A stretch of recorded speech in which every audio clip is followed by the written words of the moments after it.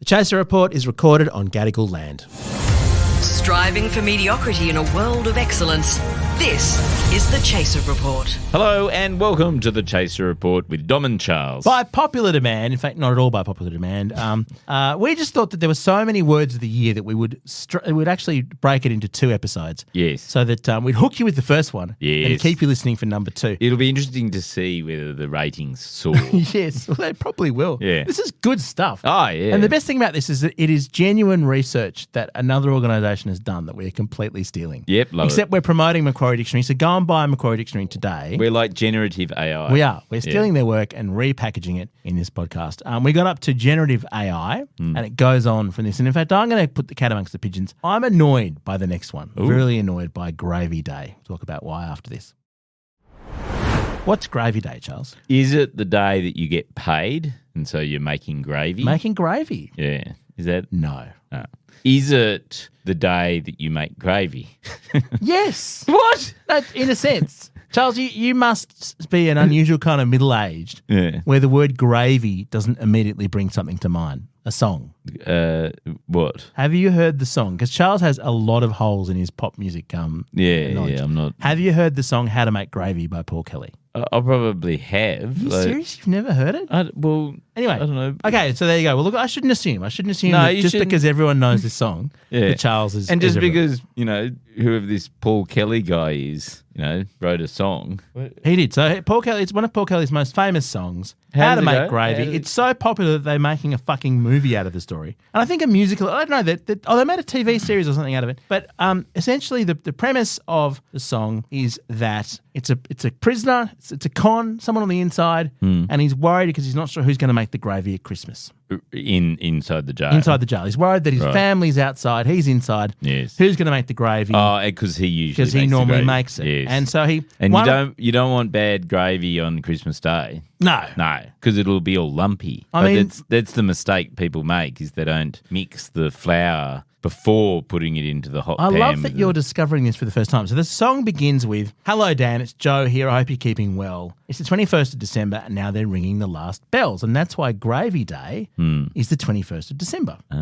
This song is so popular that... with everyone except you, Yes. that it's become this cultural phenomenon. Oh, right. They even had some sort of music festival on 21st of December a few years ago. And he mentions the recipe and you can buy tea towels with the recipe on it. It's this whole thing. So why does this annoy you? And so flour is key to the recipe as well. Yeah. The reason why it annoys me is because it's gone too far. It's a nice song. It's lovely.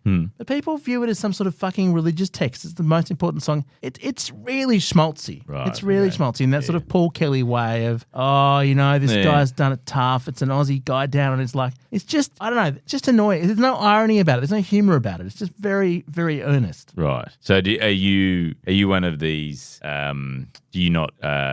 I don't want to hear it again. Do you not observe Gravy Day? I don't observe Gravy Day, yeah. Gravy Day is a dark day in my household. Not least because everyone else in my family is vegetarian. So we can't have gravy. Can you never get to have you gravy. could make vegetarian gravy. I don't know if you can. You're supposed to make it from the juices of the roast Of the meat. But Yeah. can't you make it from the juices of the tofu? Tofu gravy. Yeah. Maybe you can. Well, and also, all Indian food has as its base element onion gravy. Well, they also describe curry sauces as gravy. Yeah, exactly. Yeah. So maybe it's okay. Maybe it's and curiously enough, apparently it was co-written by Neil Finn. I don't mind it. It's an okay song. It's been overplayed. Yes. And it's been taken too far. Yeah. And it doesn't deserve its own entry in the dictionary. It certainly doesn't deserve. This is the thing. So it's just another example Well, of especially people getting on the gravy bandwagon. Yes. It's a gravy train. The other one is White Wine in the Sun, which is a lovely song by Tim Minchin. But people just go on about it like every year, the same shit. Love Actually is Die Hard a Christmas movie. The same. You know what it is? It's because I've been doing radio. Local radio. Yes, Yeah, I've been doing radio. All these conversations to say I just don't want to have them anymore. No more Gravy Day for me. Anyway. So there you go. Well, probably the best way to start that trend, Dom, is to stop talking about it on the podcast. Yeah, that's true. So from now on, we're never going to discuss. Okay. It's banned. I'm banning the song. We're going to ban a concept that I'd never even heard of until just now. How to make gravy. We'll play it to you after the show. And we'll see if I make a mean gravy. I think you probably would. If your family are veggie, you come round to my house on. Actually, I won't be at my house. He invited me and then just immediately uninvited me. That's the kind of love we show for each other on the podcast. Speaking of which, Charles, hostile architecture. No, I'll tell you what. Come round on Gravy Day and I'll make you something. 21st of December. Yeah. Thank you. Hostile architecture, Charles. Oh, hostile architecture is architecture like they do with homeless people, where they put spikes on ledges that homeless people would otherwise sleep on. That's and right. stuff. Yeah. So it's going, people who are really down on their luck might sleep on this bench at Yes, night. yes. Let's put some fucking spikes on it. It is 'cause we suck. it is unbelievable the extent that they go to in America to put in hostile sort of fittings and stuff like that. Yeah, like and they do, they're so mean as well. Like it's just like they have benches and then they'll just put something in the middle of a bench so you can't. Or they put stretch out. armrests and stuff too. Yeah, You know what yeah. they should have, Charles, is a button. And so when you're a homeless person, you lie on the bench. And it goes. "Bing." No, it's like an ejector seat. catapults That's a you. great idea. Yeah. Now, I was imagining what it would do is it would fire off a lecture. Like there'd be speakers in the bench and it would just have someone going, "It's your own fault. You didn't amount to anything. You're a loser." Well, it is true that, even our local shopping centre plays classical music in the car park because about a decade ago they discovered that if you play classical music where youths hang out, they stop They hate hanging it. out there. Yeah. Or there's probably one kid in 1,000 Yeah. who hears and goes, Oh. "This is amazing. Oh. I'm going to the conservatorium to become a concert violinist." So it's a win-win. Is that a win-win or does that mean we've just got to deal with more sort of Ponzi musos? Ponzi musos. All right. So strangely enough, Charles, this list jumps all the way from H for hostile architecture. This is a Macquarie Dictionary word of the year 2023 to Riz. What is Riz? So there's nothing between H and R. Yeah. Strange, isn't it? Okay. Maybe the HR department has something to say about it. Quite possibly. Okay, What's Riz. Riz. I know this one. Riz is more after this. Well played. Riz is Do you want a clue?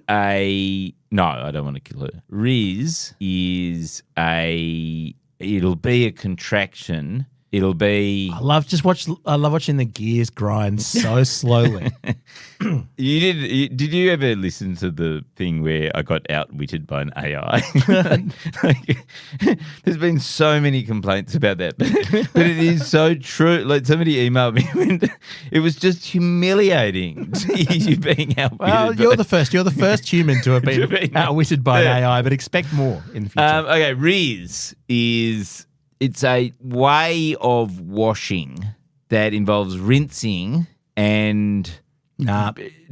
it was a contraction. It was a contraction. You have more of it than me. Hair. No, it's charisma. Oh, charisma. Riz for charisma. Oh, Yeah. that's not. Oh, well, no, but I don't think that's true, Dom. That's the only thing you have is charisma.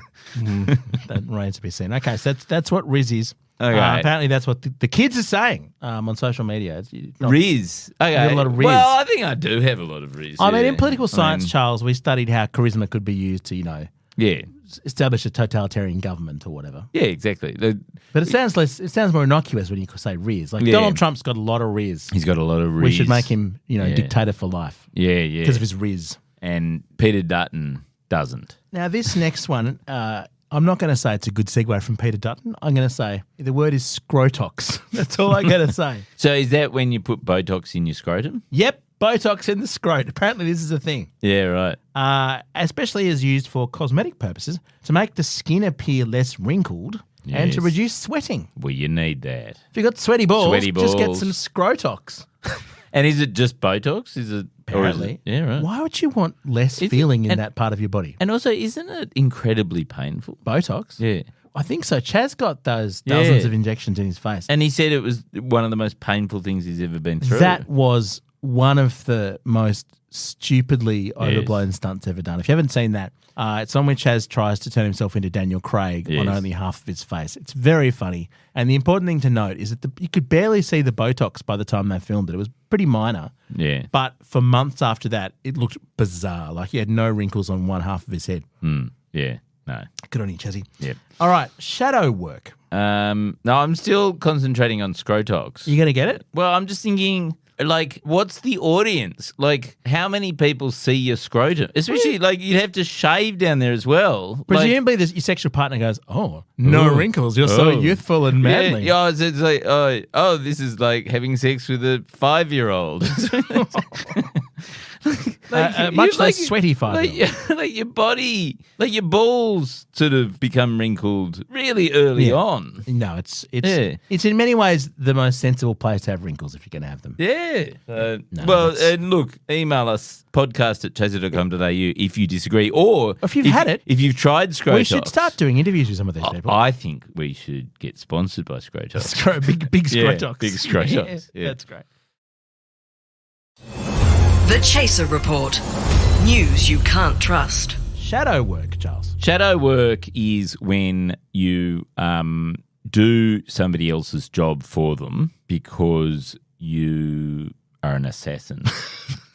That's wet work. Oh, that's wet work. No, shadow work. I suppose that you can, perhaps Scott Morrison did shadow work for all of his ministers. Yes. No, it's not that, although that would have been a much better definition. This goes back to Jung. Does that help you? It certainly wouldn't have helped me. Oh, okay. So it's to do with psychology. It's probably to do with something like, platonic forms and the shadow on the cave. Oh, very impressive. Not at all, but nice work. No. Nice attempt to have some sort of link to philosophy there.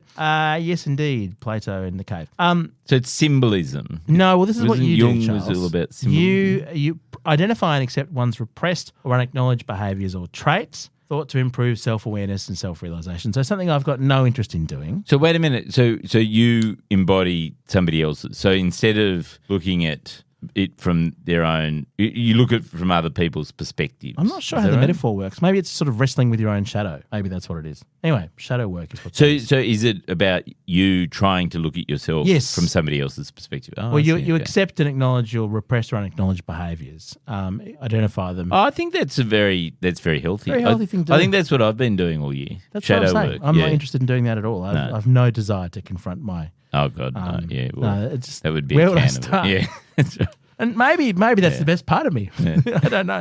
Okay, skimpflation. This is a good one. Skimflation. Well, there's a whole subreddit about skimflation, We could do a whole episode on it. Which is, when suddenly your Mars bar goes down from 55 grams to 45 grams. Yes. In Australia, skimflation is in fact illegal and quite heavily policed. Is it? By the ACCC, yeah. Well, how do they all do it all the time then? Well, there's rules. There's rules around if you change the size of a product, but it looks similar to the last product, you have to, for a certain amount of time, make it very clear that you've changed the size. Yeah, interesting. Do you think it counts to taking a podcast that should probably have been one episode and breaking it up into two, as we've done with the Word of the Year? For the purposes of the ACCC inquiry into this podcast, no comment. No comment. Okay. No comment. Finally, the Yimby. Oh, well, Yimby is the movement. It started by Dave Porge, a friend of the podcast, former mayor of Parramatta. He runs now what's it called? The Western Sydney Forum, whatever it's called. And Yimby's is yes in my backyard. So he's trying to change it from not in my backyard and instead make everyone say yes to horrible urban development. Yes, build a massive apartment block in my backyard. Yeah. You've got a big backyard? That's right. Pro-development. And it's sort of like, good luck with that, mate. Like there's a reason why NIMBYs exist, and it's not because people don't want to solve the housing crisis. It's because actually people don't trust developers or government because they're fuckwits. It's also worth noting, Charles, that people do want to solve the housing crisis. Yes, totally. We all think there should be more apartments and more density. But they should do in it another suburb. somewhere else. Yeah, just don't do it here. Exactly. That's the thing. And it's completely consistent, right? Yeah. I believe in it. I just think that there's so many other better places. Yes. Places where poor people live. Oh, yes. Places like on the fringe of cities. Yes. Just most importantly, not where we live. But I think, my approach to YIMBYism is actually that's the sort of reaction to the thesis, right? Like there's the antithesis of the thesis. Yeah. That actually you need to come up with a more, because I think everyone does want to solve the housing problem. And if we actually had a say and trusted developers more because there were actually laws that allowed the community to engage properly rather than this sort of fake engagement that they do all the time now, then you would be able to have development in every suburb. You know, Charles, that actually seems like a well-considered and thoughtful point. You're on the wrong podcast. Yes, that's right. Yeah. Fine. Well, that's the final one. So Yimby was the final one. So which one's the word of the year? The question is, which of the words is the word of the year? Do you want me to run you through all of them again very briefly? Oh, fuck. Yeah, okay. Algo Speak, Angry Water, Bazball, Blue Sky Flood, Bopo, Bore Out, Bridesmaid Suburb, Cozzy Lives, Crash Blossom, Doof Stick, Debt Trap Diplomacy, Doorway Effect, Generative AI, Gravy Day, Hostile Architecture, Riz, Scrotox, Shadow Work, Skimpflation, and Yimby. The word of the year is... Cozzy Lives, surely. It is Cozzy Lives. Yes! Well done. And because, and I've actually been on the committee that decided this once upon a time, Oh, yeah. it's the word that says most about where we are now. It's not just the Yes. best word. It's the word that actually... And if there's one fucking thing it's on Yes. all of our minds, except Albo, as we discussed in the podcast Yeah. earlier this week, at least so Well- they say, it's Cozzy Lives. From his perspective, because he's now living in the lodge and government house, he's now, presumably most of his meals are paid for. Oh, his Cozzy Lives has He's gone way probably down. going, I don't see what the problem is. But Charles, he used to live in a housing commission flat. Yeah. Well, the government housing he's living in now is much better than that. Certainly. Okay, so there you go. You've picked it. I'm actually quite impressed. You Yeah, got it. see, I got one thing right, and that was the most important thing. It's because of the just absolute abject misery in which this puts you day by day. Yep. Cozzy Lives. I mean, who would have thought, Charles, that podcasting wasn't a sensible business strategy to stave off the increased prices of everything? And just to let you know, we should go to a traffic report now, which is there is a pile up on the M1. So if you're listening to this last Tuesday, Yeah. then do something about that. Yeah. Yeah. It's Yeah.